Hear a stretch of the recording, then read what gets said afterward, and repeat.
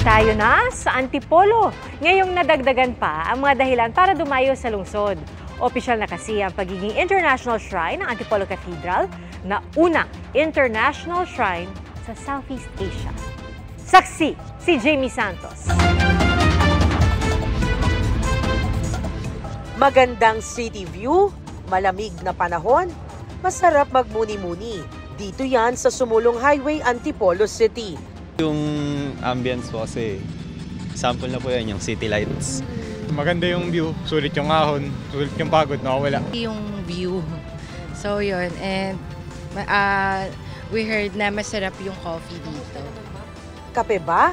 Meron din dito niyan. Sa kapihang ito, local coffee ang binabalik-balikan ng mga suki.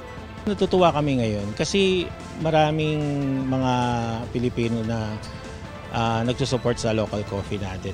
So marami na rin kami mga customers na pabalik-balik dahil binabalikan nila yung kape ng Pilipinas. Bukod sa kape, masarap din kumain kapag maganda ang view katulad ng restaurant na ito. Dito puro Filipino cuisine ang nasa menu. Marami pang dinarayo sa Antipolo. Isa na rito ang Antipolo Cathedral na ngayoy opisyal ng International Shrine of Our Lady of Peace and Good Voyage, ang kauna-unahang international shrine sa Southeast Asia. Pinangunahan ni Apostolic Nuncio to the Philippines, Archbishop Charles John Brown, ang solemn declaration na sinaksihan naman ng nasa 80 obispo at iba pang pari.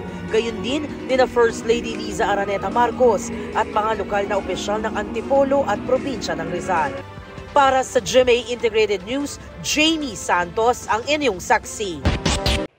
Mga kapuso, sama-sama tayong maging saksi. Mag-subscribe sa GMA Integrated News sa YouTube at para sa mga kapuso abroad, samahan niyo kami sa GMA Pinoy TV at sa www.gmanews.tv.